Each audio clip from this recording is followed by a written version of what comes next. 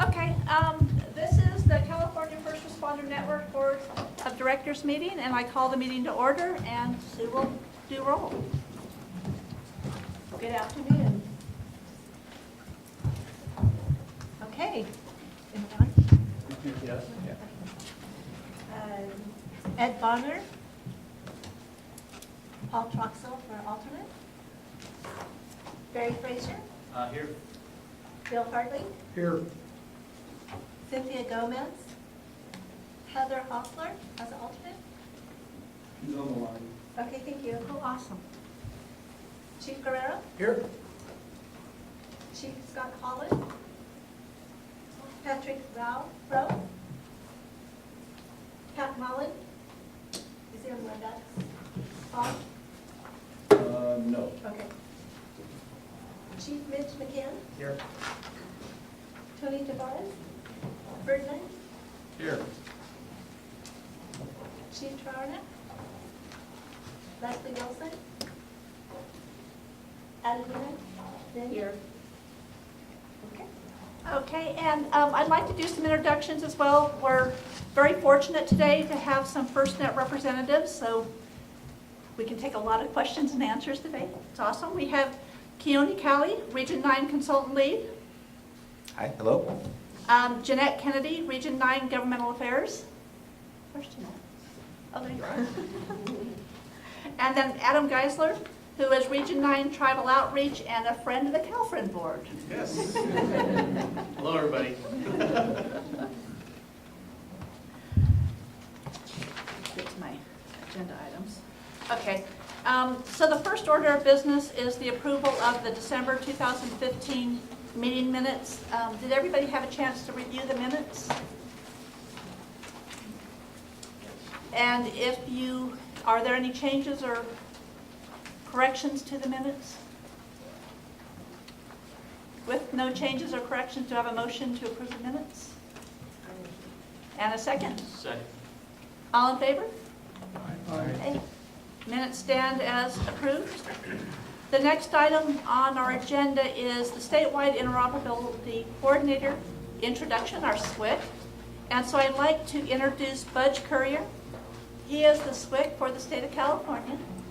Okay, you're going to need to, you can either have a seat at the table or stand up at the mic. Your choice. And so Budge is going to go over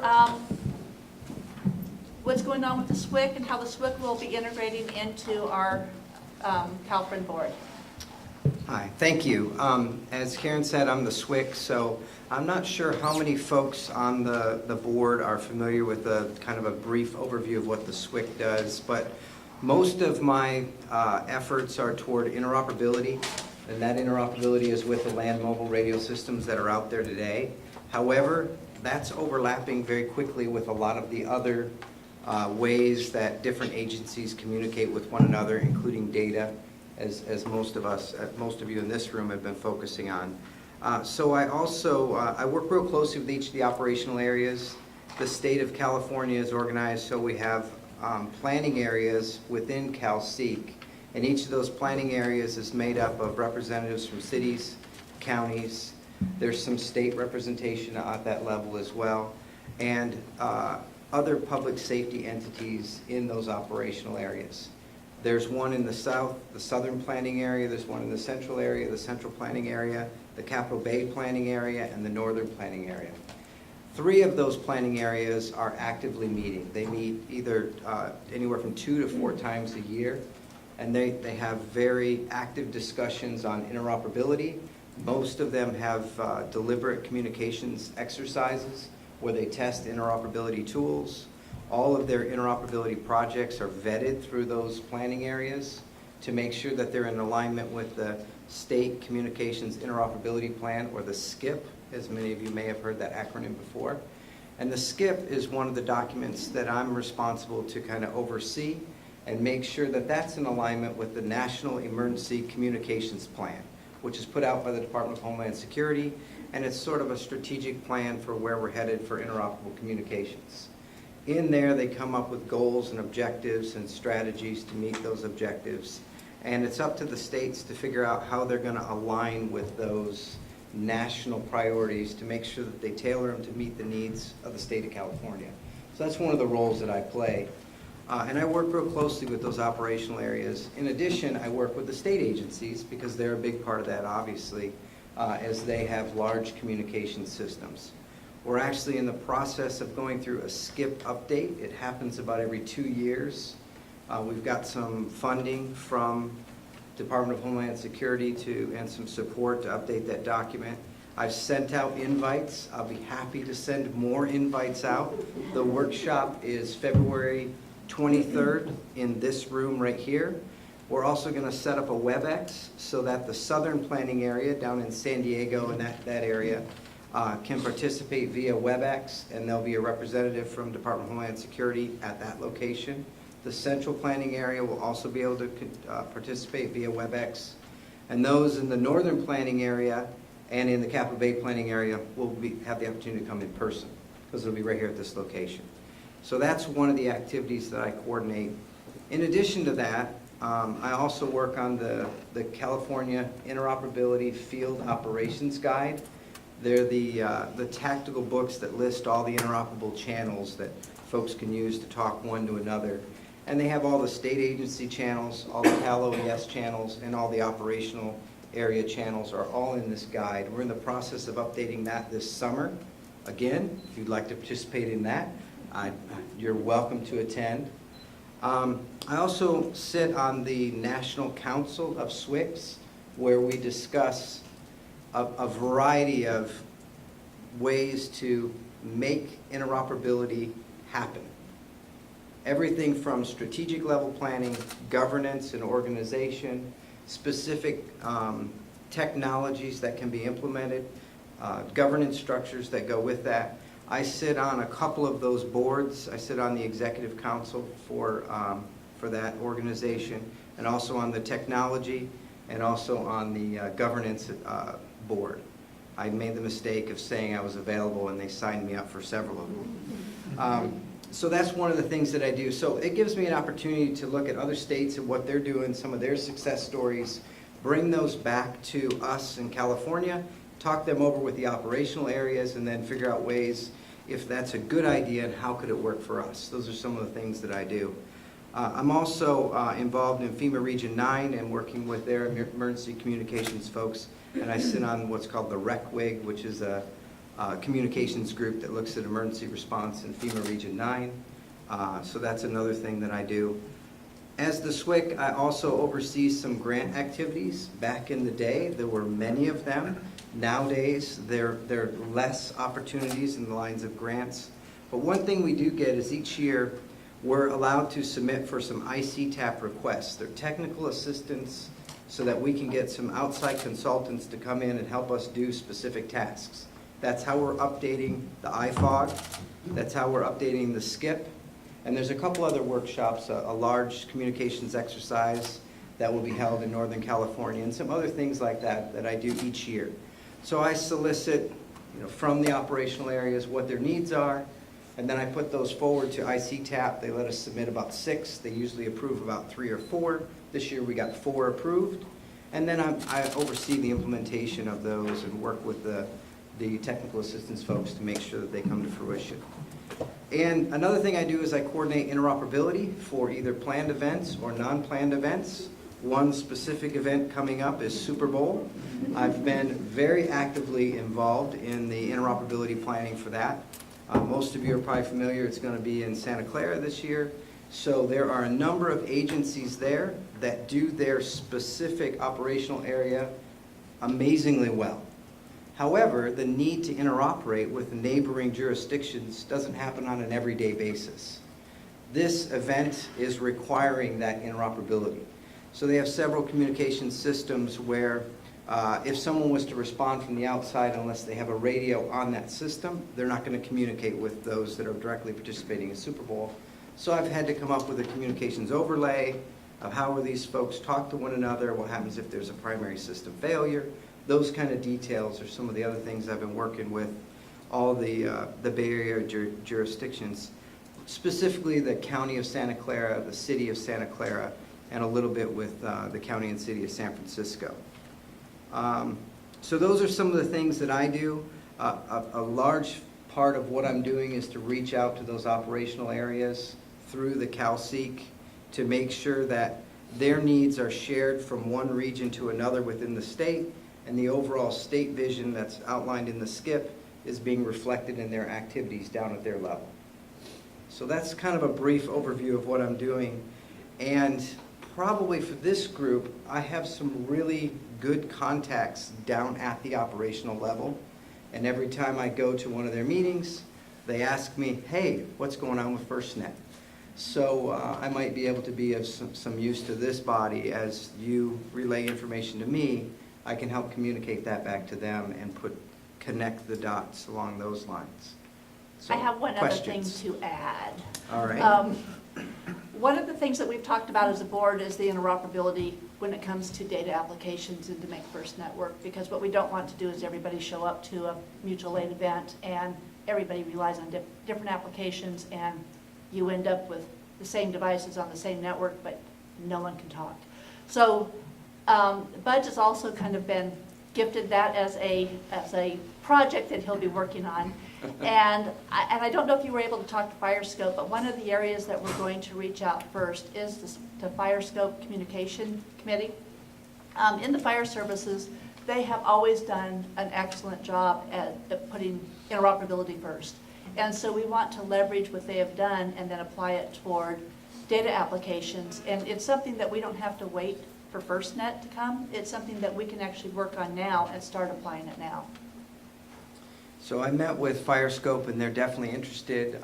They wanted to play an active role and assist in any way they can. They have an existing committee that this would be a perfect fit for them to look at. And it's just a matter of formalizing that, kind of cooperation between the two groups. But they're certainly open to it. They'd like to know more information about FirstNet, which is pretty much the same story I get everywhere I go, more information about FirstNet. So are there any questions from the group as far as what I'm doing, how we can work more closely together between the CalSeek and the First Responder Board? Any questions? Just a quick question. The SCIP update, are you addressing broadband or broadband interoperability at all as part of that update? Or is it still pretty much LMR? The National Emergency Communications Plan, which really sets that federal directive, specifically addresses broadband and says that the state should consider it. So it'll be part of the workshop, but as we all know, the exact details of that are not defined to the point where, say, a sheriff could make a decision on what they're going to do. We're quite a ways away from that. So there's this gap between the two. So the SCIP will reflect the language of what we need to do over the next couple of years to bridge that gap. And that's probably about as far as it will get. So I'm looking for input from the operational areas as to what that would look like. What makes sense, because we're supposed to address it.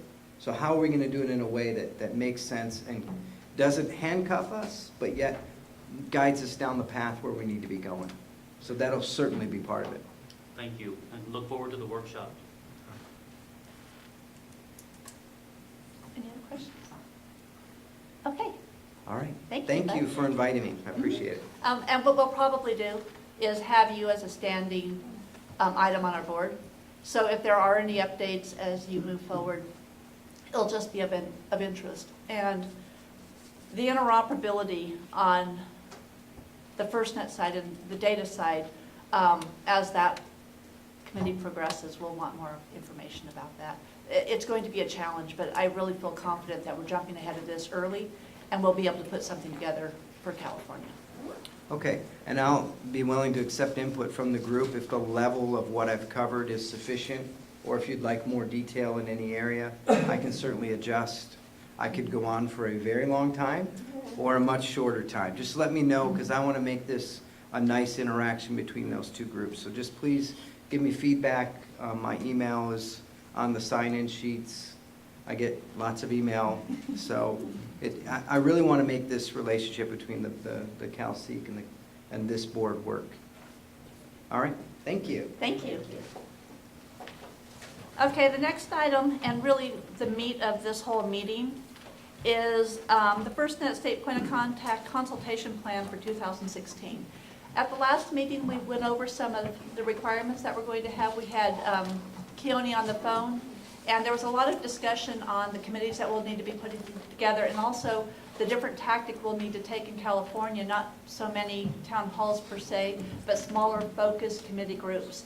So Keone's going to go in much more detail on that, and this is actually considered our kickoff meeting, Yes. which is one of the requirements, and so I wanted to make sure we had that in January to get California moving forward. Okay. Great. Thank you, Karen. So, you know, we've kicked off the new year in 2016 in a big way. We're going to start off on the agenda. It's going to come up here in just a second, and we're going to use this as a sort of a rough guideline for our discussion today.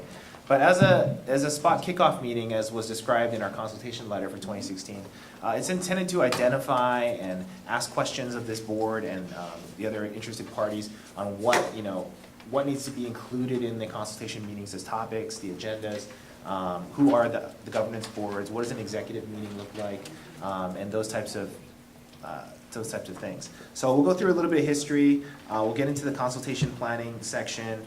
Talk about our expanded outreach activities, which we're really stepping up this year in California to help what Cal OES has already been doing, but we're going to really try and turn it up a couple notches to get into the cities and counties and meet with their leadership and identify what their needs are and going forward. So let's get started with that. As a FirstNet update, let's go to the next slide. We released the RFP on January 13th. This was a monumental effort, I think, by the FirstNet team to get this RFP out, approved by the board, and out on January 13th. It's very comprehensive in its approach and what it's asking for. The RFP can be downloaded, all the elements of the RFP can be seen and downloaded on the Federal Business Opportunity website, which is fbo.gov, or FedBizOps, B-I-Z, ops.gov. And there are a lot of sections and parts to it, probably about 28 documents that need to be downloaded. They can be downloaded individually or in a zip file. So I suggest that anybody who's interested go out and look at those documents and read through them. It's a fairly simplified presentation of the material. There's usually a table of contents to each of the sections. It gives you an idea of what's out there, what's available. It's a lot of information, but it really gives you a sense of what we're looking for from a potential partner or an offerer in building, and constructing, implementing the FirstNet system in the future. Let's see. The key deadlines for the RFP are that by February 12th, questions are due to FirstNet. March 17th, capability statements are due to FirstNet from the offerers. April 29th, the RFP proposals are due. And FirstNet expects to make an award in the fourth quarter of 2016. Could I ask a question? Yeah. For clarification, on February 12th, when the questions are due, are those only for potential bidders, or could the states and local governments also be asking questions during that process? It's intended to be for the offerers, the Okay. people that are bidding. But if you have any questions, we would like to know what the states are thinking and what their interpretation of the RFP is. So you can send those to me, and we can get them into the mix and hopefully get some of those answered through the process. But as the RFP process dictates, there is a question and answer period, and all the questions come in from the offers, and they're all answered unilaterally at one time. So if we have state-specific things, like about the state, state plan elements or other types of things, those are really not related to the acquisition. Those are just more subject matter. And if we have RFP questions, then we'll send them over to RFP you. questions need to go into that Just not process. through this process. Correct. Okay, I just want clarification. And Keone, real quick, sorry, that's for every state simultaneously is going out around the nation? Yes. Yes. All 56 states and territories are covered by this acquisition. So let's look at the roadmap here. This is another version of our roadmap that was presented in Colorado recently by our president, TJ Kennedy.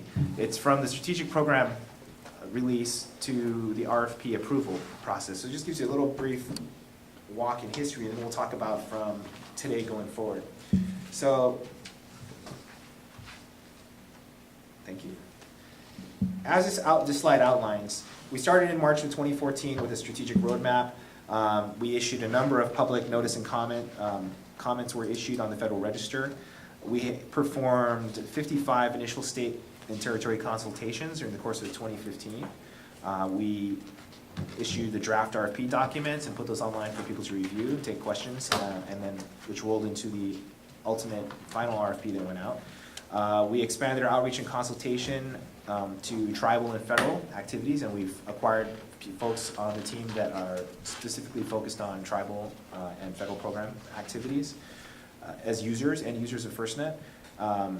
PSAC had some findings on different elements of the subcommittee reports on the technical aspects of what we're working on. Early builder projects delivered many of their results and brought their systems online in various areas, and that includes New Jersey, LA RICS, Texas, New Mexico had a project, in Colorado, I think. So we had some good results and sort of a post-mortem on a lot of those activities that were presented. And then the board in December approved the RFP for release at its board meeting. Going to the next slide. We completed in December a 5-year FirstNet strategic plan, which included all areas inside of FirstNet and what we need to do operationally. And then we put out a letter, the consultation group put out a letter to all the state points of contact saying what you can expect from us in terms of 2016 consultation and outreach, what that looks like, and we're going to go through that later. That letter is attached here as a slide. But we talked in our last CalFRN board meeting when I was dialing in about consultation task teams, government body meetings, executive consultations, and in-person spot meetings. Coming up, the PSAC was assigned by FirstNet a request to cover a couple technical areas in terms of their research. That included local control, some research and development activities, and identity, credential, and access management, or ICAM, which is very important for the use of the system. That is how the users will experience their priority preemption, prioritization on the network. We will later this year award an RFP for the network partnership, and then the outcome of that will be the content required for the draft state plan, which will then be provided to the states as a preview item to review and look at and see if we need to make any final changes before it is wrapped up and sent to the governor for approval in 2017.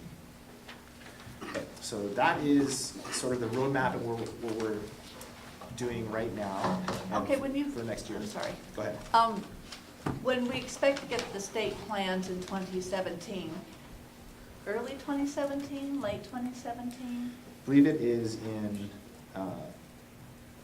first half of 2017. Okay. Okay, so I don't know if the letter is in here on the slide. Show, probably not. Okay. So we issued a letter, and it's included in the packet for the board. If anybody needs a copy, we can request that and get that out to the public. But it was basically from FirstNet consultation to the state single point of contact, requesting a meeting with the current SPOC to do a kickoff meeting, coordinate participation in governance body meetings, establish consultation task teams to cover various technical areas of interest to FirstNet in gathering information and data about your use, usability, ability to comply with standards and operational requirements for the network. And then schedule an executive consultation meeting, which would be the precursor in California with Mark Ilarducci, the cabinet members, to go over the contents of the state plan and what it means and what impacts it would have on California for the governor's opt-in or opt-out decision. Go to the next. Yeah, to this slide. That's. Go back to that other Word document. Right. So what you see on the screen right now is a slide that goes over the things I just talked about in the outreach targets and what's involved in each of those elements. And you've seen that before. We've been talking about this for 2 months, I think. So if anybody needs a summary, we can go over that later. Let's go into the next slide. Go down in the Word document to the next page. Okay. This is a preparation checklist for the things that we will be doing inside of the spot kickoff meeting and other types of activities we're going to go over today. So the FirstNet update goes back to our agenda, the state update, issues and opportunities. So we want the state and the participants of this board, and potentially now that we are hearing from Budge about the SIEC, also their participation in these conversations as well. Discuss issues, themes, what's coming up in the areas of responsibility. Again, governance meetings, what's the state's plan for state-specific CTT meetings, identifying attendees and logistics. One of the most important things I think we're going to do this year is really identify the communication channels so we can reach everyone in the state at different city, county, tribal levels that would have an interest or say in participating as a future subscriber of FirstNet and readying them for adoption of the network when it is built. So it's important for this group and this body to identify those means of communication or those channels of communication so that we can make contact, keep them informed, keep them involved as the information flows down from our agency to CalOES and to the other areas so that everybody's on the same page.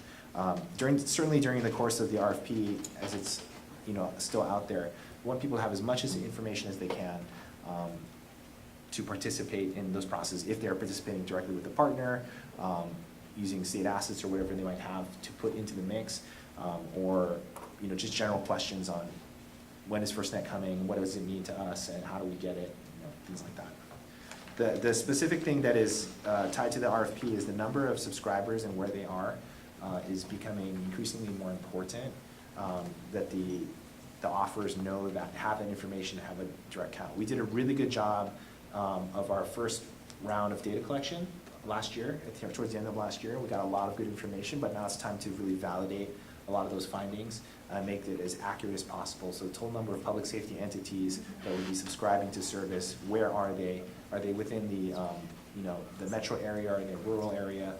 How do we get to them, talk to them about what they need, how they use systems, how they procure things? Just start the operationalizing the conversation about FirstNet. And expanded outreach activities, we will be coming out periodically with information on one-page sheets, sometimes infographics that we'll be giving to Sue and the team to disseminate throughout the state so people can get the same sort of information as it comes out at the same time. So if there are any other questions, that we can capture those, answer questions, but really outreach is going to be a big push in 2016. Could I go back for a second? Because Sure. there's something I think that we need to kind of take note of, because it will also go into our budget processes, is the procurement process. So that kind of has to be timed well with all of our stakeholders when we start to talk about this. Because if we're going to be purchasing a lot of subscriber units, right now we get the commercial carrier regular cell phones and we have contracts for them. But if they're going to cost more than what we're used to paying and we're going to be purchasing a lot to replace what we have, that usually has to go through a budget cycle. So, and it's not so much a FirstNet issue as it is a board issue to be very cognizant of that as we move forward, because that would probably be one of the tasks we take on first, to make sure we get into the budget cycles. Yeah, and I want to just type that, that's a great point, because as much as everyone likes it, if it comes out in September and we've all done our budget in March, April, Right. by in July, we're stuck. So if we can even get like hey, FYI, it's coming in whatever date that is, and go way out in front of it, then we as agencies can start to hold off and start to plan for that, and then be ready to go in our fiscal year for whatever year we think it's going to kick off. So. Yeah, timing-wise, I think it's, we won't have the answer to that until the offers submit their bids, and when one is awarded and negotiated, then we'll actually know what the costs are and the rates, and we can give that to everybody. But until that point, which is late this year, we won't have it. So we probably are going to miss the state budget cycle, and we might be able to hit the mid-year cycle for cities, July on their basis, but it's likely that conversation would have to happen in 2017. Well, but it might be one of the CTT that we could have early on to start alerting people. Just information that is coming and when we think it might be coming also helps. And Ferdinand had a Yeah, question. also to add to your point, Karen, is also we need to right now talk about if we know ahead of time what items we're procuring that will be considered IT, what projects we might have to implement as IT, we should probably start having that dialogue with whoever the control agency at that time will be, because that's gonna really, as much as the budget cycle, the IT procurement project implementation process will hinder it. Yeah, I think there are a lot through the CTT, like Karen is mentioning. As we get into the operational aspects of how an organization operationalizes the use of data in their day-to-day, field operations, things like that, we will discover a lot about how the service needs to work and, best for them. And then we can do a lot of the prep work in anticipation of what that pricing information that when it comes out.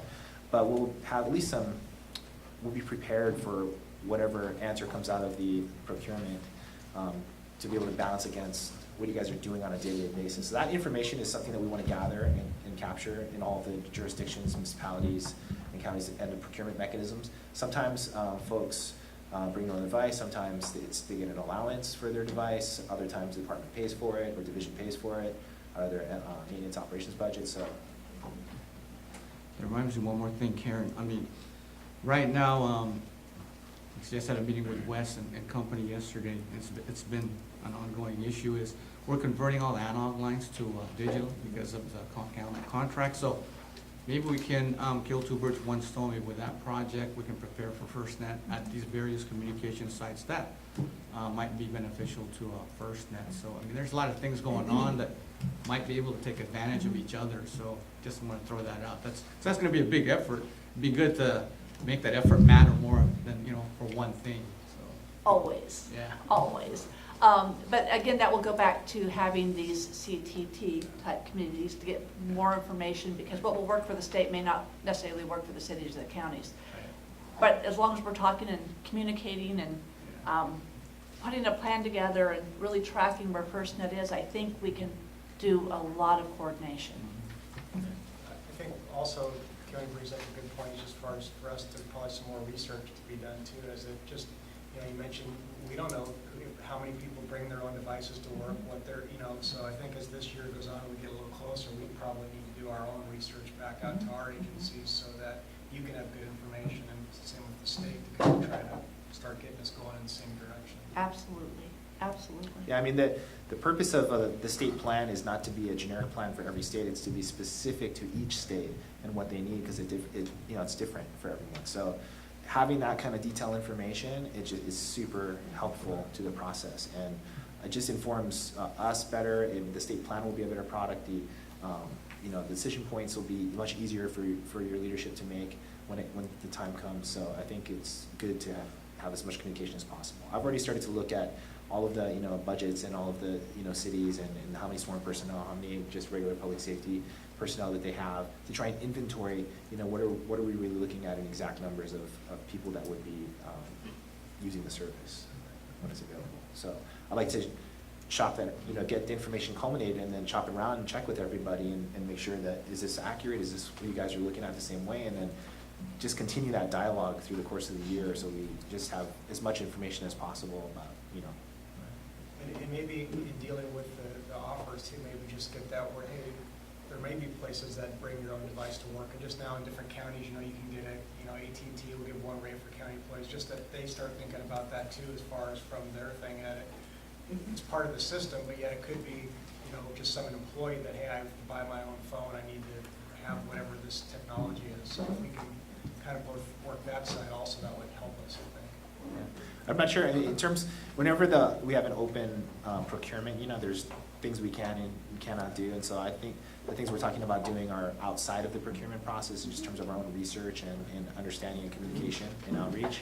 But if the vendor was going to do anything like that, they'd have to propose it formally in their offer and to go through that rigorous process to get through. But we certainly can be, we'll be aware of those things as they happen, when they happen, and keep you guys apprised of the situation. So a couple of the things that we wanted to achieve in the meeting were understanding what are the governance body meetings schedule, what's it going to be for the next 2 years essentially. And then we have recurring monthly meetings that are standard. We have certain committees that meet outside of this board, like the E911, the California Broadband Council. We want to know when their meetings are, just in case we have to brief out anything to those groups of people. We want to be really present in California, for California during the next year, so that get all the questions answered before an award happens. And we want you to be present. And so what we've been recommending, and we talked a little bit about this, is that we will be asking for a FirstNet representative at the Broadband Council meeting, because the state of California should not be talking about the RFP process. It really needs to come from a FirstNet representative, as well as the 911 advisory board meetings, because we report out on FirstNet. I think this year is critical, not to hear so much from the state to the stakeholders, but for the stakeholders to truly hear from FirstNet. So I think if we can kind of move that trend forward, and we'll get you when all the broadband meetings will be and when all the 911 advisory boards. And plus, there are several other meetings out there that we would want you to get plugged into. You may just have to focus just on California. Yeah, it's big, Right. it's vast, yeah. Also, the other good opportunity for FirstNet to participate in these meetings is to help clarify the role of FirstNet in terms of what's going on. It's easy for a lot of the groups and the hearsay and folks out there to collapse different projects together. And FirstNet is very distinct from E911 or Next Gen 911 or broadband, rural broadband development or other broadband initiatives. I mean, they work with each other, you know, in terms of different programs and grant programs, but FirstNet is very separate and very distinct from those, and we don't make sure that folks have a good expectation to what to expect from us, and then we're not just solving all these other ancillary issues, right? So, which tend to get, you know, packed on really easily and quickly. I think, I mean, Budge was saying he gets questions on FirstNet in his SIEC already, so, right?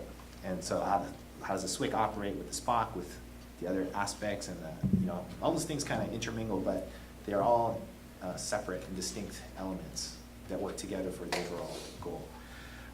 Also, we can identify through the course of these conversations who are the folks that we think you know, that the governor is going to be looking to help him make a decision on opt-in and opt-out. Are the other cabinet agency members, other boards or councils, legislators, anybody that might be influencing some of those decisions? It could be your secretary, your deputy secretary, or you know, an outside party that has a governor's ear. These are the folks that we want to try and reach, so we can get our message clearly out to them, so they know what's going on. We talked about a while ago setting up, for lack of a better word, a matrix type of an approval process that we expected in California. And I know that was something that FirstNet had asked that all the states do at the end of December, and then kind of pulled that back and they were going to give us more time. Is FirstNet still going to go down that path? Because I think it's a good path to be going down.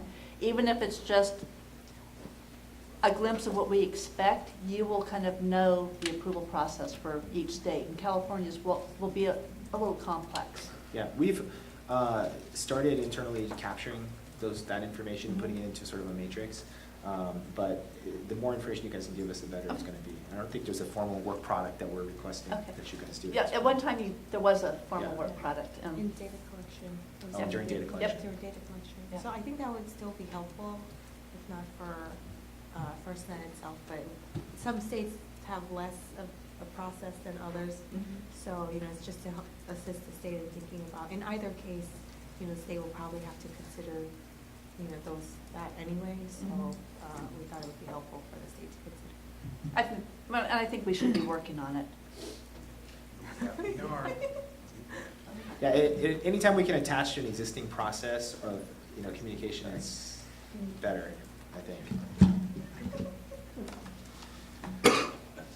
Okay, so then we expand our outreach into what we're calling a sort of metro engagement. Now, metro is not necessarily a defined term, but it would imply some of the larger, more populous areas, cities, incorporated areas in the state. Of all the cities in the incorporated cities in the state of California, 70 have a population of greater than 95,000, roughly. So most of those have full-time sworn, you know, positions, and they have budgets, and they have a lot of public safety personnel serving population in the aggregate of those 70 cities, about 18.2 million people, which is half the population of California, being served by the public safety agencies. So what we'd like to do is expand our strategy to include communication with those folks, so that one of the aspects could be the population served by FirstNet, not just the number of subscribers, but the population served by those subscribers that are using FirstNet to serve that particular population in the city. So if we have any entry points into those organizations, whether it's through Cal-ICMA, City Managers Associations, League of Cities, mayors, conferences, public works directors, CIOs, technology directors, those are things we'd want to identify and go have a conversation with some of those folks. If it's not in their association meeting, it's personally at the city, we'd make the visit and start to share information with them so that they know they have about 18 months to 24 months to think about it. Okay, I just want to be able to make sure I grasp this. So what you're looking for is an overlay of the population, and this is Karen's interpretation, the population and then the geographical areas that the first responders would serve. Because I think in our rural areas, that's going to be a very large geographical area. Yeah. With a few of our first So responders. this is a communication strategy, not a geographic. Okay, that's why I wanted to. because Representation. I was having a hard time with this. Yeah. Okay. So, but the idea is when you start the communication, sort of like a social networking piece, inside of these larger sort of metropolitan areas, we have adjacent tribes, we have other adjacent agencies that can get that information, by osmosis or across, the boundaries and the lines, and be able to communicate in a way that makes sense. So it's really a communication strategy more than anything. The Okay. statistics are just the amount of total population that it represents. And we thought that might be a significant thing to report to the governor, or to the cabinet that, listen, this number of public safety entities serving this number of people is on board with FirstNet and what FirstNet is trying to achieve. And we think it would be good, if you wanted to hear from them or get any other feedback towards the opt-in, opt-out decision that the governor is going to have to make. Adam, go ahead. So your turn? Sure. So another part of this strategy that Keone was kind of going over was the concept of really just, you kind of have a couple of stakeholders, right? At this point, there's been a lot of high-level engagement. Everybody in senior positions tend to know what this is. But I think what we're finding is we start to go and have conversations at the more local levels. Some of the agencies are hearing about this, but at the same time, there's going to be a need for the folks that are going to be responsible for purchasing this, the political side of it, understanding it, and the end user wanting it and sharing that with their leadership. And so we're just trying to start to deep dive into these organizations within the state. And one thing that we kicked around in a way to approach this, and I'd be interested to hear what Ferdinand has to say about this, was looking at an MPO approach. You have RTPAs, MPOs across the state where it's a starting point for us to then start to dive off. But as Coney mentioned, it's a starting point for a strategy for communications. And I just wanted to, part of this session is to gauge and get your feedback on some of these thoughts. And so it'd be great to hear what you think about some of these strategies, or if you think it'll work. Yeah, the MPO thought is, the advantage of MPO thought, the advantage of the MPO getting involved Could is you say what an MPO is? metropolitan planning Okay, organizations. just to make sure everybody knows. Yeah, or the SACOGs, the SANDAGs, I think that's what Adam is referring to. So, they bring a lot of the diverse communities, entities, needs of the area together. And then, so the decision is made based on those needs, not just, so to speak, the big gorilla in the room, right? So whoever that may be. So, I'm glad you brought out the MPO, because then it talks about transportation. And again, transportation is public safety, so, and I appreciate Karen thinking about, in California it is, the rest of the nation it's not. So I'm really having a hard time with that, and the SAFECOM meetings, the OEC meetings. So So here, we can be the leader in promoting that, and hopefully other states can pick up. But yeah, I agree with you there, Adam. That's the real advantage of the MPOs. It's just the whole diverse community, their needs and requirements are taken into account. They hear from the little people as well as the big people. I think you've experienced that, so I think that's what you want to know. Well, I think in our goal of these consultations is to gather inputs. Yes, Right? that's And the exactly. inputs come out of these groups Yes. in a large way. It hasn't really been captured. And also, I mean, we're doing this in partnership with Cal OES. We're just expanding the reach a little bit further, deeper, that maybe we don't have the resources to do it at this level, at the Cal OES top level.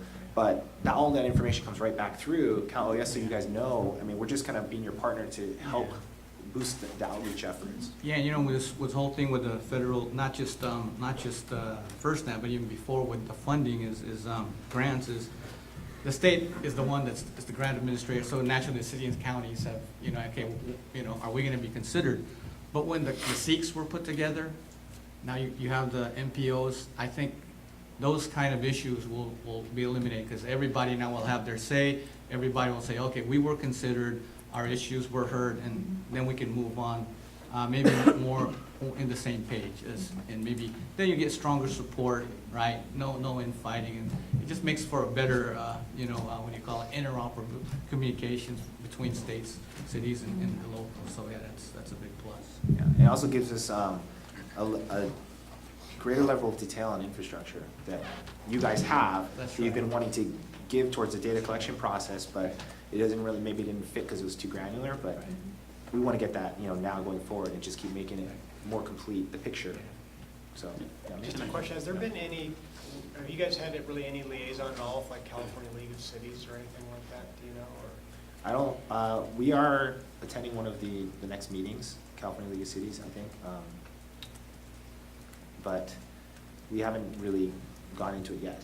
Our Okay. plan is to go, quite heavy into Yeah, because it'd be ICMA. great, because that's where you're gonna get your IT folks, your department heads, because in public safety, I think now it's got out there enough where we're like, okay, yeah, I'm kind of vaguely familiar with FirstNet, but I think if you go to the city hall folks and IT people that aren't in public safety, it's like, what? Well, why do you need that? You have radios already. So I think it would be good for all of us if we can kind of get that mix going. Yep, and I briefed the California League of Cities early on FirstNet, and honestly, it was like, oh, this is really nice. Let's just move on with the agenda, because I didn't understand at the time, and it was really new. So to go back now, I think would be an excellent idea. I agree, Karen, because even though I think you guys have done an excellent job of really trying to communicate FirstNet and what's going on and when it's coming and what it is, we are still hearing, even at the federal level, that we don't know what this is. And it's all at that level. So I think it would be also really good for Nan to look at yes, you are the person today, to look at, who do we really need to reach out and from this board? And knowing that, we're still going to probably miss some, but also asking them, who else are we missing? Because I think even though we continue to do the communication, and I'm really excited about, the one-pagers and all of that, because I think it's so important, it's still easy to miss somebody, and we definitely don't want to have these challenges as we start getting closer. We want to address them now. But the really cool thing of this is that we're getting more and more people saying, I haven't heard of it, and they want to hear of it, instead of just not even knowing about it. So the word is getting out there, and the more folks that say, I haven't heard of it, means they really have, they just don't know what it is. Right. So the word's getting out, and I just think, truly, Ferdinand, it's a good approach. Yes. It's really good approach. And transportation touches so many different entities. I think it's important that if there are any meetings that you're aware of, or, Police Chief Association, or you guys are having these MPOs or things coming up, that they get on a calendar somewhere so we can be aware of like what's happening where, and can possibly attend some of these meetings to help answer any questions if it comes up on the agenda. So CalUS has on the website is all the upcoming events that, town halls and things that we're doing up here, but it doesn't include all these other things. So if you guys could send those in for things you're aware of, that would be really helpful. Sort of get the lay of the land, is a word. Yeah, and we also have county association as well, so we need to Right. touch them as well as the League of Cities. Yes, when you start doing this, you have to engage the attorneys, the city attorneys and the county councils, because especially when you get to, or the contractor begins deploying, if the county councils and city attorneys know what this is and know about it, you run much lower risk of long delays in getting approvals and permits and those types of things, because my experience has been that if you don't have the city attorney in the loop and understanding, it will take them a long time to get up to speed if you wait until you're deploying the system. And so I know there's the, I think it's Municipal Attorneys Association, IMLA, something like that. You might want to look at trying to reach out to. In addition to when you reach out, do your metro communications plan, try to include the city attorneys, county council. Great, thank you. I think in some cases they have the same, they have attorneys like by firms represented, you know, in multiple cities, so you can catch a lot in one shot. You can reach a large group with one. Yeah, our environmental folks are going to be are starting to send out meeting requests to do their consultation for the PEIS report. I know they're trying to get these done before April, so you can expect to receive a meeting invite from them. They want to come out and sit with you and see what is happening, and then they will then go down to the next level of to the local, you know, areas where they need to go deal with stuff. Also, the reallocation of these spectrum, if the spectrum relocation is coming up, and there has been, I believe, some process for a grant assistance in order to relocate any spectrum that's currently in conflict. So you're talking about T-band? Isn't that the one that LA Ricks was really concerned No, I about? don't think it's C-band. No, it's just for our, it's for No, our. it's for our benefit. These are folks who are using D-block. using D-block on a temporary basis. Okay. I don't think there were many, if any, in California. No. We had one repeater site in Hawaii, and I haven't seen it in Region 9. I did some haven't seen it in research on Hawaii. this early on, and I don't think we found any licensed, any authorized users in the spectrum. There are 11 licensed users out there. I don't believe that California. Yeah. Are they? And if I remember right, this was also the spectrum that a lot of concert halls and ballets and For different. 700? Yeah, I don't think they were licensed users, but they had been using it for a lot of coordination just during their events. I heard this from them. I remember in LA we had a lot of interference from Mexico on that radio station that they turned out. On all the police band. Okay. I want to go over a little bit quickly the types of CTT topics, which would include prioritization, preemption, quality of service, hardening, what does public safety grade mean, resiliency, reliability standards. The RFP calls for a 4.9 or 99.99% reliability standard for the system that's built, which is really high. I mean, that's like a few minutes a year that it would have downtime. So that's kind of what the goal is here in the statement of objectives. So these are the types of things we need to understand for a municipality or for the state or for the other agencies or that are interested. Like, how does that impact your operations?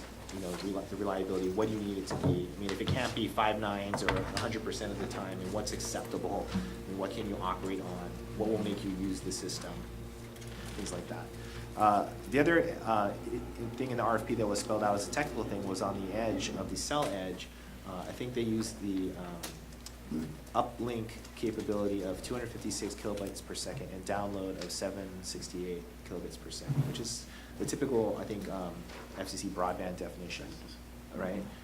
So if you're using applications and things, we need to know how close you are to the edge of their capability, in their coverage area, because 256 might be a little low for your ability to use tournament data and apps.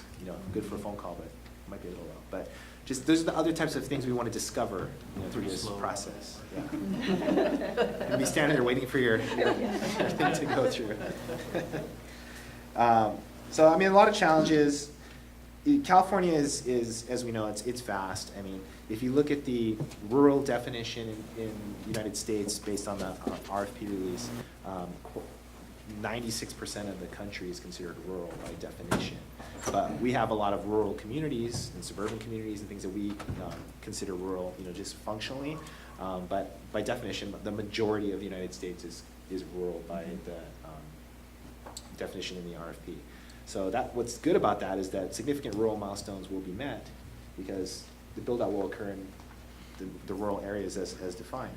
But we want to ensure that we can pick up significant potentially areas of interest. That would maybe it's a tribe that's located next to a metro area that we can get service in, and then we can say, hey, that is a win for California. So we still want to continue to figure out as much as we can about the geography and its use and the jurisdictions, and who would use it, how they would use it, to just sort of make our representation of the coverage objectives more accurate. We didn't have a lot of time to do that last year. We had like a couple months to get that information in, and we scrambled to make it happen, I think, as a team. But we can still do more. So I would suggest that we do more. And the more we know, the better off we're going to be in terms of California being served by the FirstNet. I want to go back for a minute to the CTTs. So you listed a lot of very important CTTs that we need to do. Who's going to prioritize? Do you want the state to prioritize which ones we need to do first here, or is that something we need to do in collaboration with FirstNet? Will FirstNet be leading those along with us, or is it more like the town halls where we set them up and then made sure that we had FirstNet representation and we move forward? How do you want those to happen? Because I think they're extremely important this year. I think FirstNet has got a handle on what the main topics are. I think what we're looking for from you is to help us, identify things that we haven't thought of that need to be discussed or that are important to an agency. And then FirstNet will prep the materials and then do the presentation. Okay, so that makes a big difference workload-wise. So Yeah. thank you. Yeah. We're happy with that answer. And I think in terms of priority, It's the big. QPP or the quality priority preemption is the first one on the list. I think that we're ready to, or we will be ready very soon to sort of disclose and push out there. Okay. So we can begin the conversation, right? So at least we have a primer. So the goal is to have a FirstNet primer for each of these topics that we can send out in advance. People can look at it and then come and ask questions, and we'll get all the other information, take it back, and then follow up on it. That's kind of the format. Okay. Okay, that makes sense. Okay. Karen, can I, just to clarify then, we will await marching orders from FirstNet on these particularly CTTs, and then when you're ready, you will provide us with the information on what the topics are and how they'll be organized and set up. Or will you just give us the topics and we'll figure out how we want to organize? No, we're gonna to prioritize when they happen and how they're released, and we'll start with the number of topics that are known to us and everybody in the community at this point. Sure. So when that list is published, if here's all the topic areas we're looking to discuss, it'll be a sort of a listing. If there's something not on that list, like let's say local control was not on there, we need local control. You can tell us, hey, you're missing something on the list, and we want to get that. We want to talk about that at some point, and we'll say, okay, we'll talk about that next, or we'll do that in it'll be topic number 5 in the order that we're going to start to release these things. But they're going to come out pretty quickly in groupings because the CTO shop, everybody's been working on these things for a while. So it's just a matter of getting the presentation and the primers ready to go. But I think Barry has kind of a good point.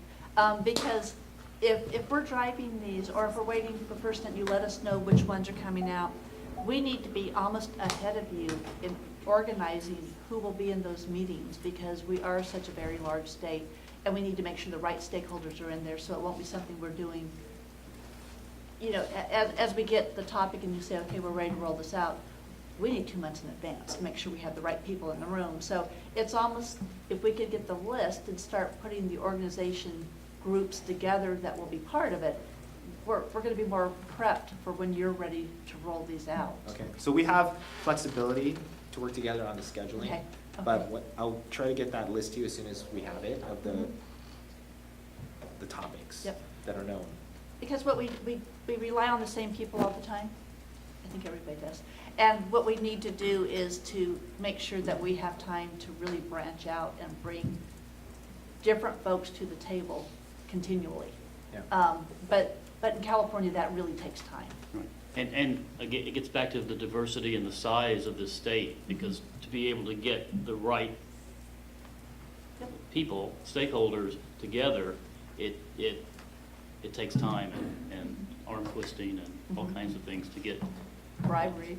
yes, to get a good cross-section of state input. We'll make a note of that, that it's Yeah. 2 months in advance warning of any particular meeting, so we know we gotta get it going quickly if we're gonna start to schedule these things. this Right, spring. but if we have your list, what we can start doing is putting the work groups together.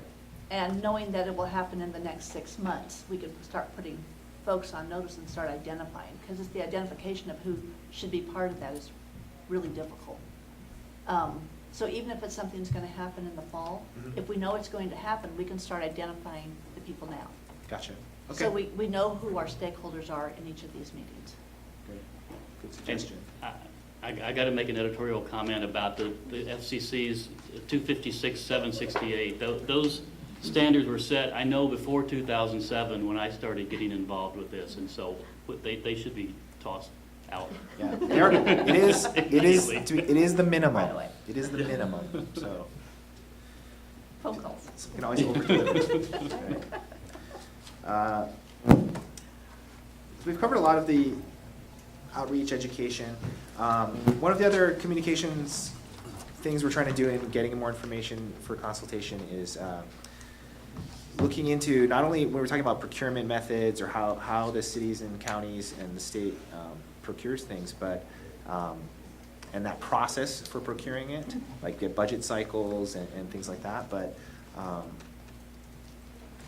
the other aspect, what are if any SOPs, standard operating procedures, that are in place for using this type of service that are inside of the agencies? So if they, for instance, they know that they always go to their cell phone first, and look for a data feed before they call on the radio or dispatch or something like that, we'd want to understand what those SOPs are, or if there's a concept of operations around using data. Really important things that I think are going to help drive sort of a standard across California by collaborating and sharing some of these things that other people can use. Because a lot of the standards we're using now are the GPP standards and the other international standards for communications and federal standards for compliance with like CGIS and HIPAA and FISMA and things like that. But if we can understand operationally how you utilize this particular technology, that would be really very helpful to knowing how to talk to agencies about it, and what it means to them if they were going to subscribe to services, and how they can use applications on it, or in the future, what those applications become. I mean, for all I know, in an agency, it could be that they say, hey, we're going to take our CAT-RMS to like an app on the phone, like an app, not just like a VPN connection with the client on there, but an actual like app that's installed on a phone through the FirstNet App Store. And national providers of CAT-RMS systems might move that way with their software in 2 to 3 years. We don't know if they have this kind of capability, on the network to utilize it. How does it integrate potentially with the PSAP, with a E911 operation for not just backhaul, but how are they operationalizing use of technology into field? So the more we can know about that, it's not soon enough. We can, the much information we can get on that is going to be great, and it's good research, and it's very helpful for us as we begin operations, after the initial operating capability and the full operational capability of the network. This is a huge list. Yeah, it's a lot. No, just the concept of operations piece.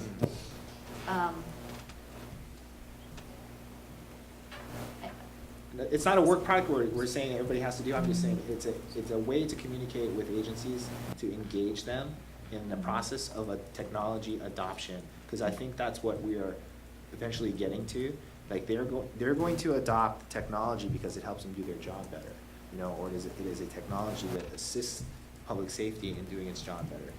And from being a CIO and IT director for a very long time, unless you understand those things, it's really hard to get people to use the technology, right? It's a culture change, Yeah. is what this is. Yeah, it's a cultural shift, and it's gonna take probably many, many years for it to go in place, but luckily we have a couple of years here, so let's start. There we go. Let's start now. You're exactly right, Keone, about you have to understand that, we're a lot of, in public safety, a lot of us are experiencing with the whole mobile justice thing that, my officers, we have it on the phone, but it's so cumbersome to use. They're like, forget it, I'm gonna call on the phone, but I'm not gonna go to that particular thing just because it's a hassle, so they'll go to their MDT or do it a different way. So I think that's really smart, getting ahead of that curve. Yeah, I mean, things like when we put MDTs in cars, and made the ability to run plates, in the car. All of a sudden, we had a whole other issue, which is like, you don't do it while you're driving, right? But how else do you do it? So we have automated license plate recognition cameras that do it for you, right?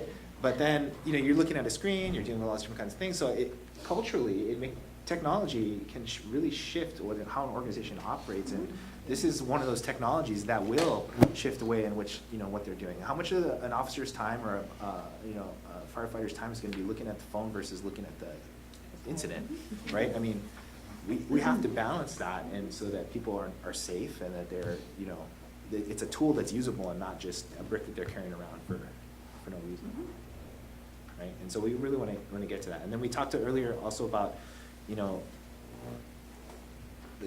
information is getting to the higher level executives of the agencies, but not necessarily like down to the, the captain level and the other folks that are, in the public safety agencies. They need to know it as well, especially if their bureau is in charge of it. And they need to understand the issues for support and, how do you best use this? What are the protocols? And then sharing those across government operations, because if a public safety entity is like Public Works or Transportation folks, and they're not on the police or sworn side, park rangers, they still need access to the community radio programs that's and talk channels on normal LMR.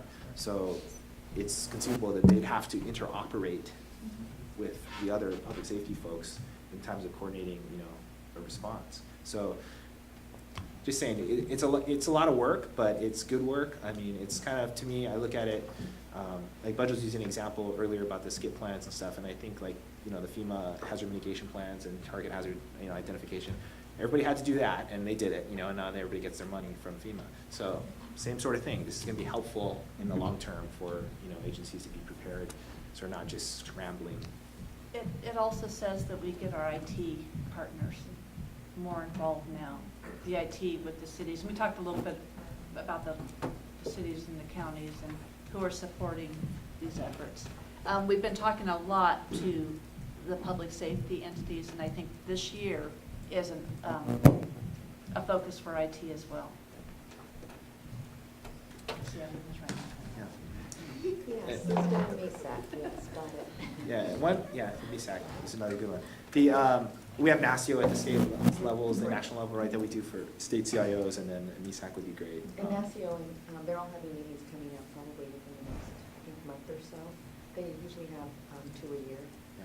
so we'll see that. NASIO has made FirstNet their #3 priority Yeah.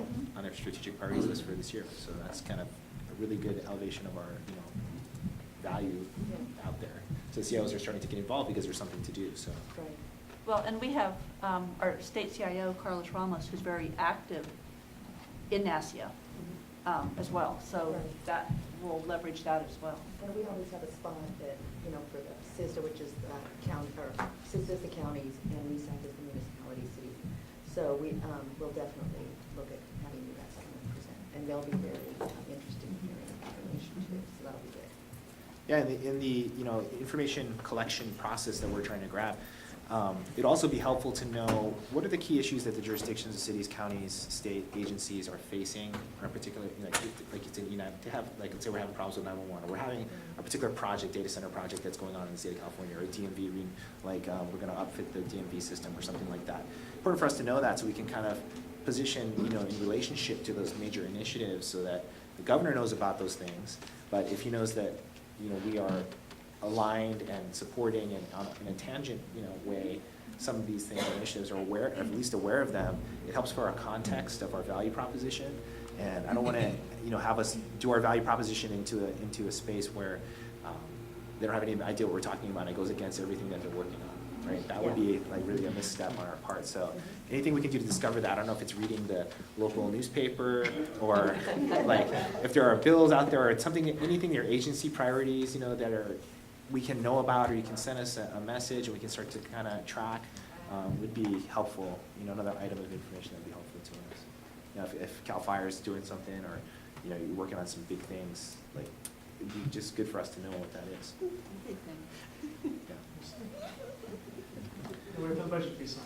Yeah. Oh, okay. Everything depends on the budget. Yeah. So that kind of does it for our discussion around what consultation things we're going to need. The next step is for me to contact SPOT, CalOES, and continue to work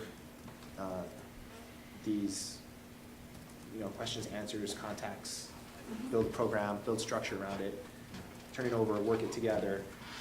Like I said, we can do a lot of the work at FirstNet in partnership with CalOES, so I think we have a very positive structure. I just want to make sure we discover everything that's out there, the lay of land, and we don't miss anything in the process.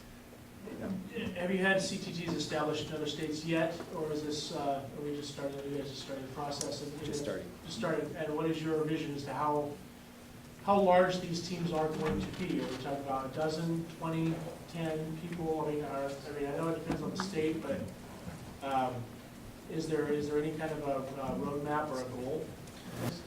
Not in terms of the number of people. We want the right people, not more people. Okay. It's probably going to be topic based. We'll dictate that response. So as a board, we're going to have to define that? Yeah, we'll truly be relying heavily on the board to help define that, because the stakeholders actually will come from your organizations. They have to. All right, one last slide I wanted to cover is it's a 2-page slide, but it's a 1-page piece of paper printed on both sides. So I don't know if we can get that up on the screen, but the last slide is called the key factors to consider for the governor to opt in or opt out of the FirstNet plan. So this is a lot of information that was kind of really masterfully put into 2 pages on the opt-in, opt-out process. But the intention of this document was to give everybody that 1-page sheet that you can hand out if anybody has any questions about anything, or they're being contacted by vendors and they don't know what this is about, onto what the structure is for a governor to opt in or opt out, and what is their responsibility in an opt-in or opt-out scenario. So I'm just going to go through it really quickly. It's a one-time state decision. The governor is responsible for making this decision. As you're aware, the 2 options are opt-in and opt-out. In an opt-in situation, and it is only for the radio access network, or RAN, FirstNet takes on responsibility to deploy, operate, and maintain the RAN. The funds to build the network is funded by FirstNet. It is operated and upgraded by FirstNet. User fees are funded by the individual agencies as subscribers, and continuing consultation staffing funded by the state as needed or requested. So in an opt-in situation, FirstNet will build it, operate it, maintain it. The agencies have subscriber units and subscriptions to the service, and the state is responsible to maintain some point of contact or agency representation to interact or interface with FirstNet going forward. It is the sort of one of the easier options out there. If you've seen the RFP, you'll realize that it is very comprehensive, and it's a lot of work to come up with those types of plans and implementation strategies that the offerers are currently working feverishly to do. In an opt-out scenario, again for the RAN only, and the radio access network, I should mention this earlier, is separate from the core network. The core network is all FirstNet operated, owned, operated, maintained. So we're just talking about the wireless piece, the RAN network. In an opt-out, the state takes on responsibility to deploy, operate, and maintain the wireless network. The alternative plan approval process is to submit for approval by the FCC an interoperability requirements Yeah, they have to submit a plan to the FCC, they have to submit a plan to the NTIA for the interoperability with FirstNet, meeting all of the requirements of the act that created us, and to negotiate spectrum lease terms with FirstNet. The funds to build the network is funded by state resources with potential NTIA grant for some portion of it, but not all of it. The funds to deploy, operate, and maintain the network, including compliance with national network policies and use of national core, is funded by the state, and user fees are funded still by individual agencies. So in an opt-out situation, you'd have to present an acceptable plan to the FCC and the NTIA for what the state is going to do to build this wireless network, have to negotiate a lease for the spectrum with the network, and stay compliant with all of the policies, network policies, and everything that are handed down, and then continue to pay for maintenance of the network. So it's a lot of work if a state were to opt out. I can tell you that most of the states are going through a process right now of evaluating and assessing, what the risks might be, the pros and cons to opting in and opting out.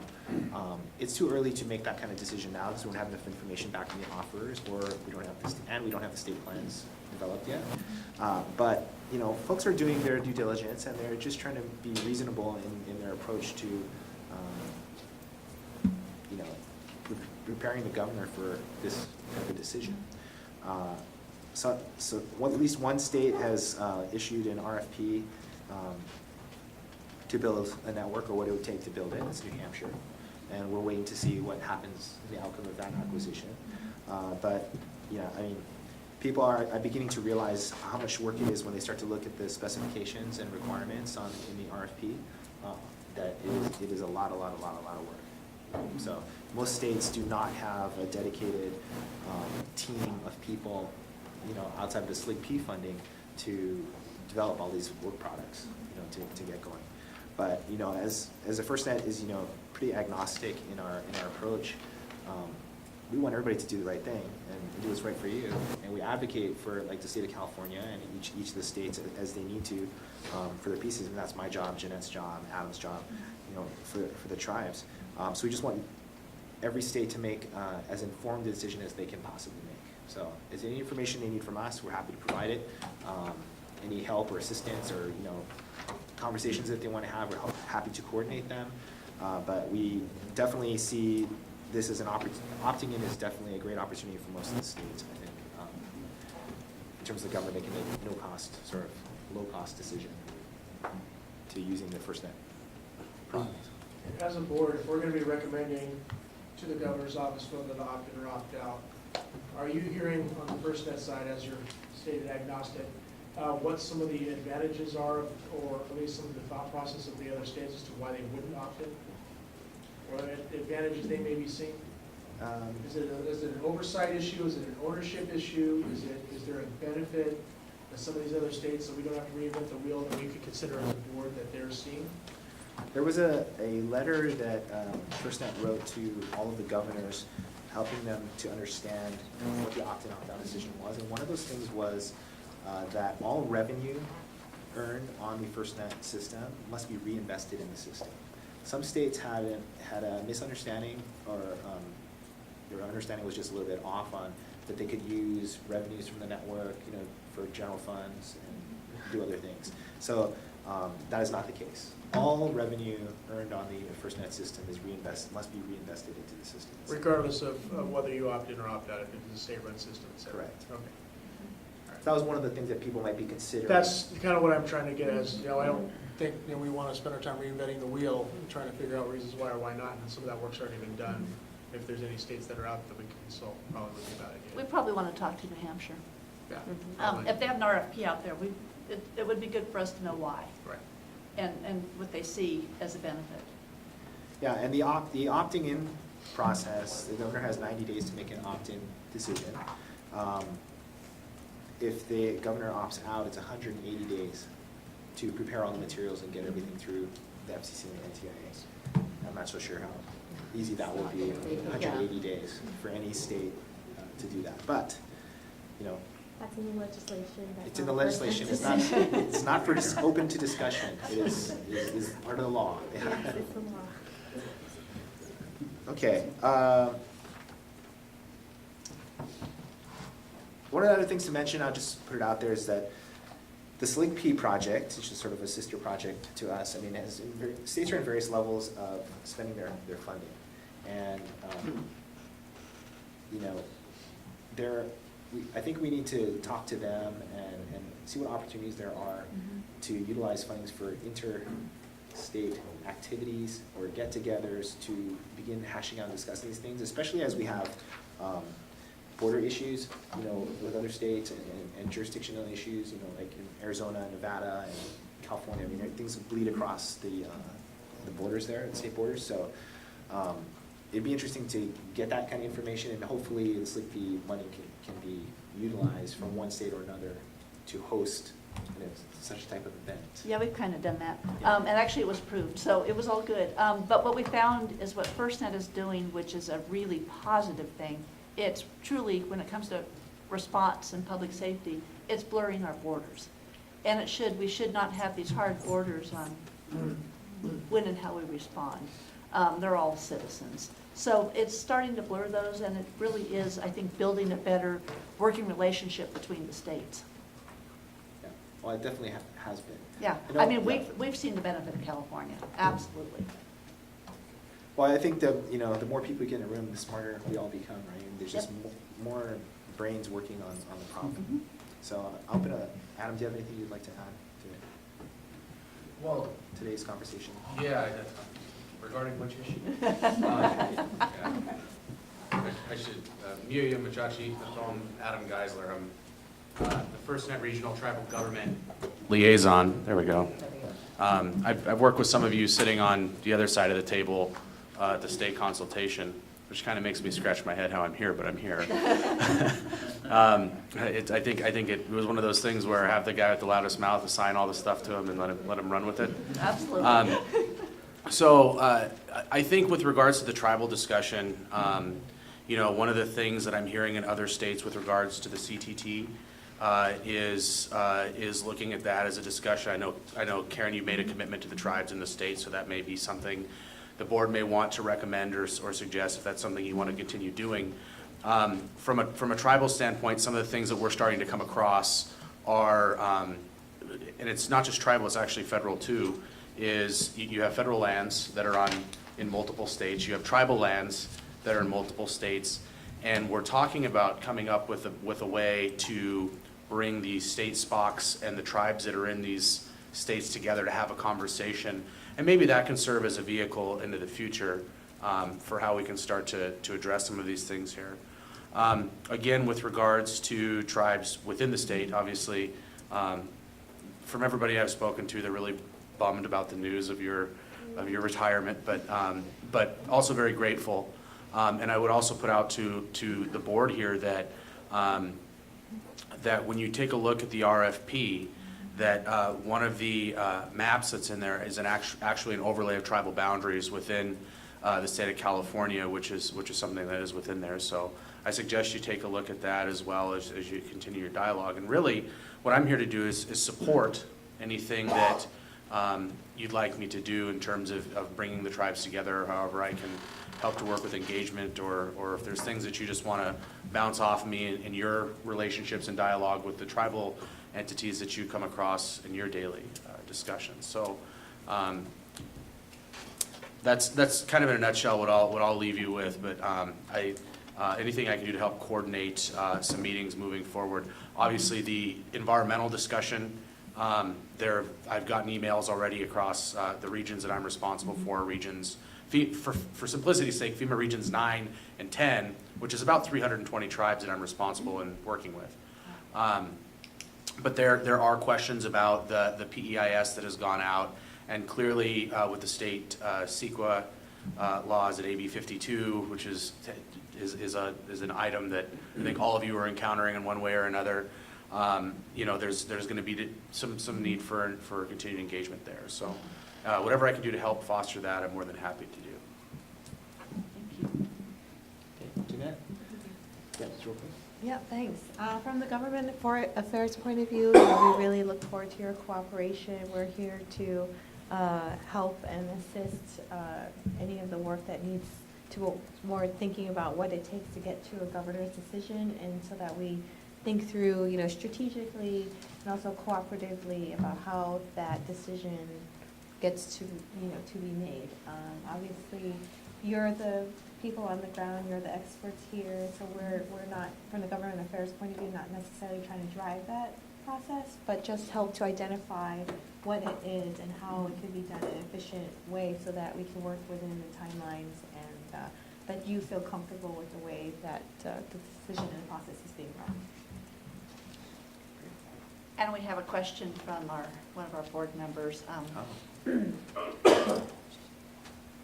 Pat Mallon. And it would be nice to hear from FirstNet of their position on the early builder systems. LA RICS has substantial investment, both monetarily and politically, that could be left stranded. And this has been a concern. Don't know that I have enough information to answer that at this point, Pat, so I'm sorry.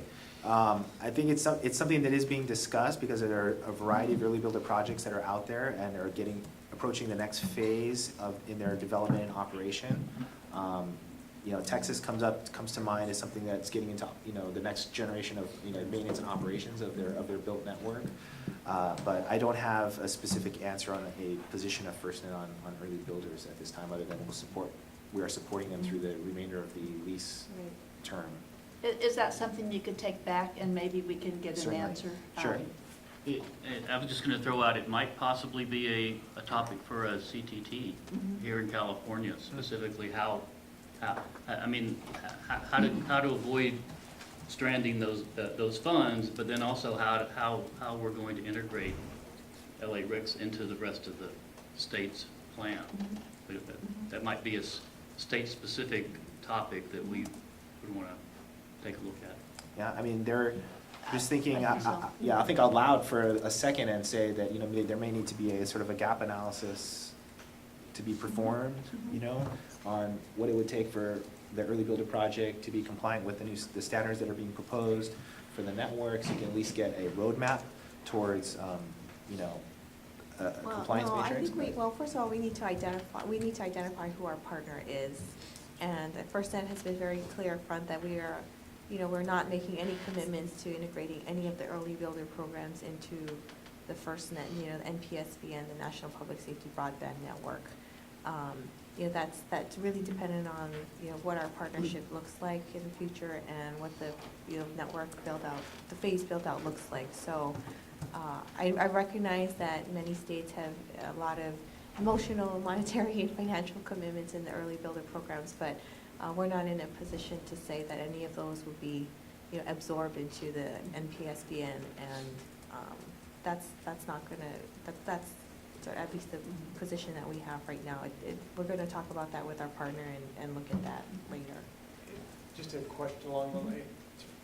For me in public safety, it'd be really great to get some feedback from all the early adopters around the country, just saying, here's our lessons learned, here's issues we've had, so that we can help make sure that we're successful Right. for everything else that's going forward. And that was the whole purpose of the early builder programs. They were supposed to be used as learning, and we were out of the early builders, we're getting key learnings. And so I'm not entirely sure that those key learnings will be made public, but as far as FirstNet, we do have taken the inputs and some of the products out of that and have sort of an inventory of key lessons out of the early builders already. So it's not to say that they're just here to run but I'm not entirely sure that the key learnings will be made public.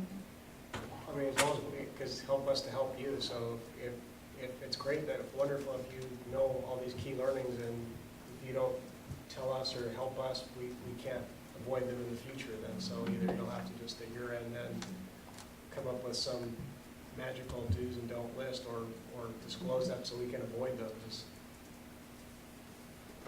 Sure. And one thing we probably want to do from California perspective is to put in writing the impact if LA RICS is not adopted. So at least FirstNet has the information from California. And I know it's going to depend on the partnership of who is awarded the RFP, and there's a lot of other components to it. But I think it would be good for California to at least put in writing for FirstNet on what the impact is if it's not adopted. LA's a huge area for us. So, I think with the BTOP grants also being extended another 4 years, so we have another 4-year continual build-out of LA RICS, and if we're able to keep the same FirstNet schedule, that's what I'm trying to say, then we're going to have an overlap. And at least we have to be aware of that overlap and what does it mean. I just think more information is always better. Yeah, I don't think there's any harm in Yeah. putting a letter but, together. I don't think, I think, if you want to inform this before the state plan process begins, so that, I think that would be a perfectly reasonable, task. And I think it'd be important. Well, California has certainly always supported LA RICS, so Mhm. I think it's, important for continuity that if you put something like that together, it will really demonstrate your prioritization and support. Any other questions? Sorry, just to, I get not, maybe if we could just, and I know there is a list out there of who all the early adopters were, and then you wouldn't necessarily have to disclose anything, but then we could reach out chief to chief or PD to PD or whatever to find out. Because again, we just want to be successful, so same thing, the more information we can have, the better, so. We have a list of that Yeah, the somewhere. early adopters It's a list, short the list. projects Yeah. are Yeah, I think there's public, 3 or so, 4. There's yeah, something. I mean, so, your, the spot to spot, outreach or however you want to do it, that. And I've talked to Harris County, I've actually been out there and saw a demonstration of their system. So I know they're more than willing to work with us and talk with us about some of their challenges, and then also a lot of their successes. That'd be awesome. Good points. I, just one, not so much as a question, because I don't think you can answer it right now, but maybe just a thought or a topic for the future. Once FirstNet awards the contract to its partner, the state plans will not be out yet, because that doesn't happen until after the award. Will then that become sort of then a negotiation between FirstNet's partner and FirstNet and the state? Will the partner be actively involved in the final defining of the state plan, I guess? And like I said, I don't know if there is an answer yet, it may be too early, but it's just something that could be an interesting twist on everything. If this were to become like a negotiation between the state and a commercial partner.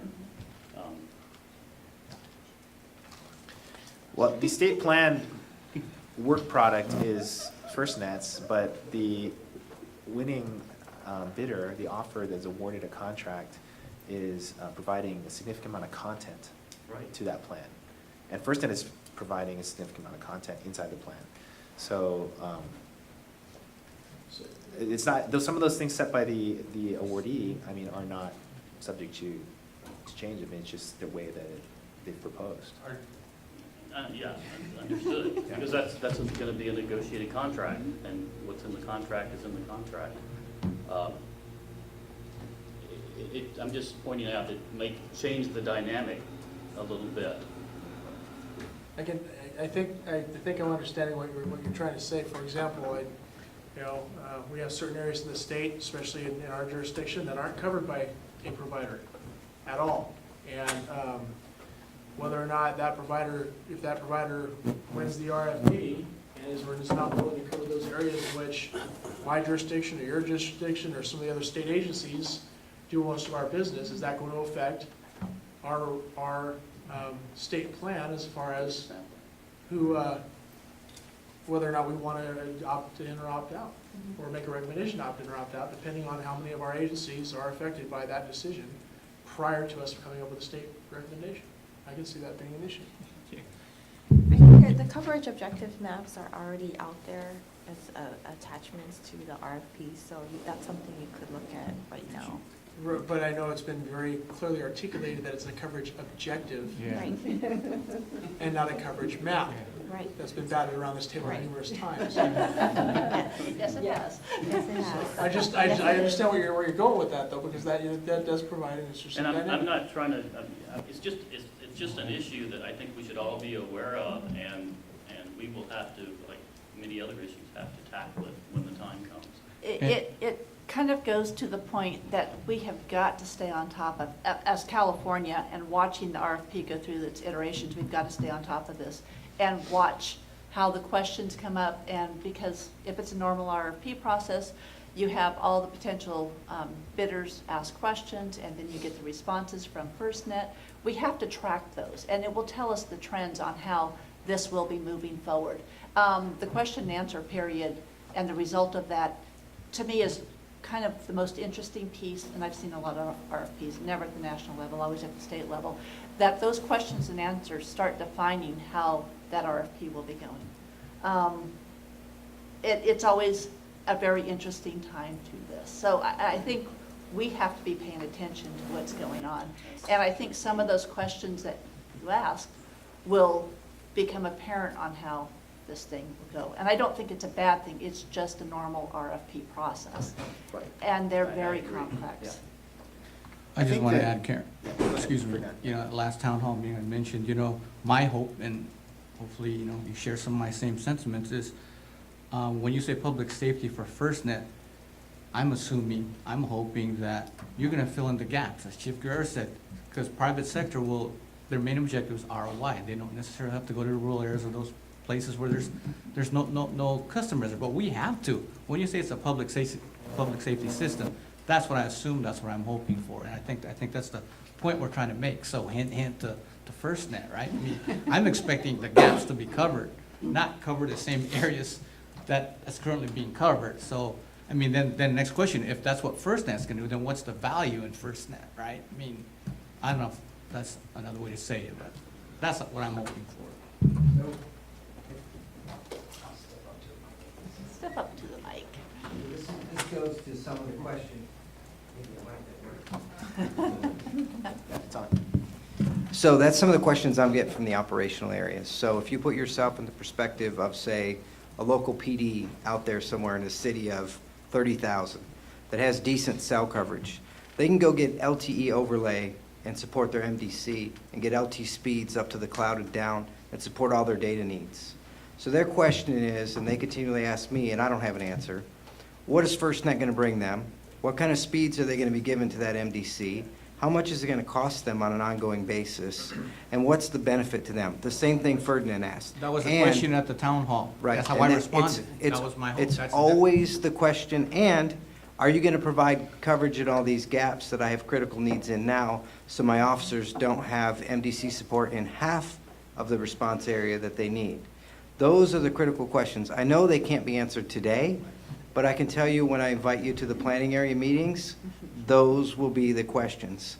When they're making a decision on whether they want to support this, that's the slick sheet they want to see. They want to see, what's my data rate? What's my monthly cost? Where are you going to give me coverage? That's the bottom line, and that's what I'm hearing again and again and again. Yeah. So I'm sure you've heard that, but that's what I'm being asked everywhere I go.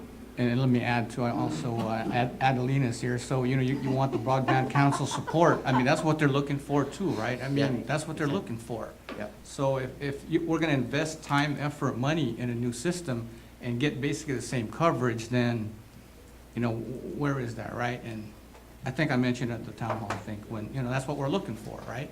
So. I'm going to say one thing because I think there might be some confusion. I can't answer, and I'm not even going to try to answer on the FirstNet side, but one of the benefits that FirstNet brings to the table for public safety is that it's a dedicated network. And right now, when you have commercial network coverage, you're competing with me downloading my Netflix. And I do that a lot, by the way. So, I mean, you're competing. So you're competing with that. Whereas with FirstNet, it's a dedicated network. It doesn't mean all those other questions don't have to be answered by FirstNet, because they do. But the biggest bang for public safety's buck is the dedicated network, and it's there for use when you need it. And you get to answer the hard ones. That was an easy one. Well, I think we're not gonna have answers to those You work for questions. FirstNet? Yeah, maybe the strategy should be to defer some of those meetings until we're closer to having those answers. Because, I mean, honestly, they're just gonna get, we don't have the answer right now. I mean, we don't, and we're not But gonna I say think that we're we do. letting you know what our expectations are, I think. I think if you can put the question in writing and send it to us in email, then at least we have a framework to know like what to expect from some of the folks out there. If it's beginning to be refined now through conversations and town halls, I mean, I'd like to know exactly what the concern is and what it's gonna be. Like if people are gonna advocate for opt-out because their area is not covered, then that would be something we wanna know, right? So like in advance, because we'd like ideally, opt-in seems like a very good way to go and a very efficient way to go. But the decision points, the trigger points, if you can identify some of those now, that'd be great. But realize that there are practical realities. I mean, this network is not going to be, it's going to be developed over a 4-year period, right, for full operating capability. And the areas that are covered are going to be decided by the winning, offerer. And At least the initial. the initial capability, and it's gonna be rolled out over several years.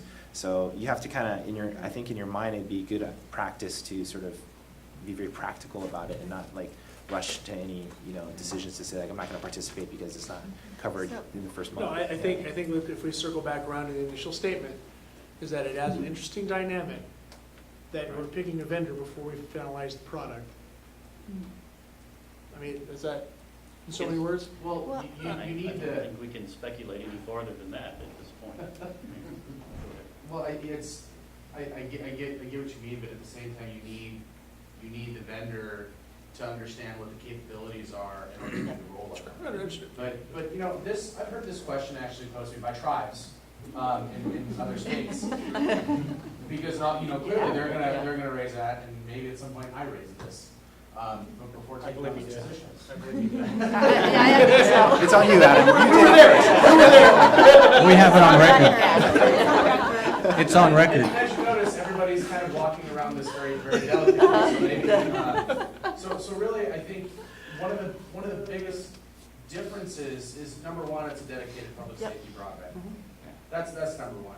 But the big difference between what we're doing and what the commercial providers out there are doing is that we are trying to get to those places where they have never found it to be a feasible market, right? So the dollars raised from this are supposed to be being reinvested back into the construct of more network. And so as Keone mentioned, it doesn't mean that this is the first and only phase of FirstNet's build-out. This is just the first phase for financial viability with Right. great rural objectives that I think we're going to be achieving, but it's not the end of it. And I think that's the difference. Look at how long you've had other providers that have been out in the areas, and I can speak for a community that I live in. I just got broadband connectivity to my house 2 months ago, right? I mean, and I live in San Diego County, next to multiple gaming facilities. There's all kinds of, so just take that with a grain of salt when you have those questions, and I think we're prepared to have those discussions, but there's a lot more that we need to understand from who our partner is going to be in this before we can start jumping down that road. Internally, I think, yes, there is a negotiation going on. In terms of who's going to be at the table for these plans, it is going to be FirstNet and the vendor working these out and bringing it forward. But you raise a very, very good point that we need to go back internally and have a conversation about with our team. So Right. that way. I mean, that's something, at least in government affairs, we're very cognizant of, and that's why we've tried to say in such a way, like, we really like to understand who the influencers are in the state plan decision, and so that we target and reach that, not just for this interaction, but also internally. And I would say, the contract, the RFP that we have out now, it is for a 25-year period. The initial operating with IOC.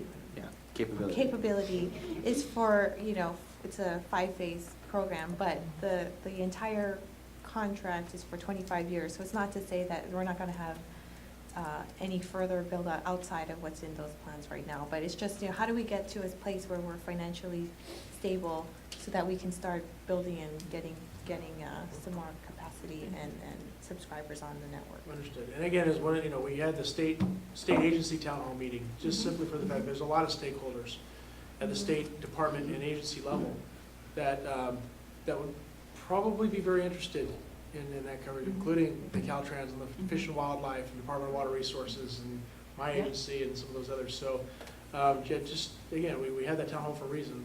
And thank you for facilitating that. But keep that in mind, because there's some pretty influential folks in those agencies that aren't represented here. And we want to make sure that if the message gets out, that they have some context to go with it. And just in FirstNet's defense, and I don't even work, or I don't work there obviously, but reality is we've been a state for a long time. We've had communication systems for a long time away, and like you mentioned, we've had nothing on the horizon. So with FirstNet, It's just going to get better. It's not It's the just going to get beginning, better. I've there's a understood. shot of getting there. I understood. And then Keone, the other thing I would recommend is, I know you can't answer these questions right now, and it probably may not be in the next 6 months, 8 months, whatever, but I think if you actually communicate that these are some of the critical things that we are looking at, so that they know already, okay, so they've been heard, we're being heard. We may not have the information yet. I think that would go a long way also. I think if we capture the way the budget just said it, it's really clear, and it's a very good question, and I think we can orient sort of our outreach and materials towards answering those questions over the next 6 months, and just stay on it, and that's the way we can make it happen. If we don't capture the question and get it into the, up into the mothership, it's not, Right. we'll just keep doing all the other things, the 1,000 things that we're doing. Different. So And- Ferdinand, we also yeah. need all your questions. There's 10 other people. Yeah, one of the metrics that we have out of our consultations is, what questions were asked, and, specifically so we can be smarter about how we approach the things and give you guys more information. And, my role under our group is called user advocacy, and it is my job to advocate for California, so inside of FirstNet. So, I want to know those questions, and we'll get them answered. And the way that you ask them is really good, and it's different in every area. Some people ask them the questions in a different way. Some people are, some places are much more dramatic than the way that the question was asked here. It gets heated in a room. I haven't had to be in any of those meetings, luckily, but it's a very good question, and the better the question, the better the answer. So I think it's something we should measure for. And it could be something, Budge, that you could even set up a template that, can be adjusted based on who you're working with or who anybody's working with, so we can actually provide a template and give feedback. Because it's usually easier to do something with data when it's a little bit more organized than disorganized. Just much rather have the questions asked now than Yep. 6 months from now when we're Yep. halfway down the road. It just sounds like a nightmare to me, so. Just throwing it out there. No, it's great. I think if we answer... Why we're here. If we're able to answer questions right now, it'd be hopefully very anticlimactic, and everybody would just go about their business. And Nobody would show up to the meetings. Okay, is there any other questions or discussion? Okay, I just have a couple of things to add before we go to public comment. Everybody knows I am going to retire. In fact, Friday is my last day. So the point of contact, we've been having meetings with our director and chief deputy director. The point of contact will be identified soon. One of the real benefits of me leaving, there's a lot of benefits to me, but one of the benefits is that the decision has been made to have a full-time point of contact. And I believe this year coming up in California, you're going to need a full-time point of contact. The items that Keone was mentioning that we need to be paying attention to, that is not something you can do in conjunction with another job. So I'm really pleased with that. We will be identifying that person very shortly. And then my replacement will take a while. It's a governor appointee. However, in the next day or two, we'll be announcing who will be acting in my position until the governor appointee process goes through, which is a lengthy process. So the wheels will be on the bus, and we will continue to move forward. And I want to thank all the board members and FirstNet. I have probably enjoyed this project more than any, because As a state point of contact, we don't have a whole lot of responsibility other than the outreach, and usually I would have all the responsibility and somebody else gets to do the outreach. So I have found it very fun and very rewarding, and I do believe getting a public safety network rolled out is extremely important. So it is truly a worthwhile project. So I want to thank the FirstNet team and the board, and I hope everybody continues to stay as engaged as you are today, because I truly believe this year will be the most impactful year for California to make sure the network comes to us in the way we want it. So thank you. Is there any public comment? Okay, with that, Thanks, Karen. Yes. sure, thank So you. I have enjoyed it. Sure. I just, hopefully I speak for the whole board in saying thank you, Karen, for your leadership. You've done a marvelous job in standing this up and moving it forward, even though sometimes we didn't know exactly what we were supposed to be doing. But that's part of it. It's never been done before. And personally, we've been working on this since about 2011 in one form or another. I've really appreciated working with you, and we all thank you very much for your leadership. And good luck with Thank you. Thank you, Karen.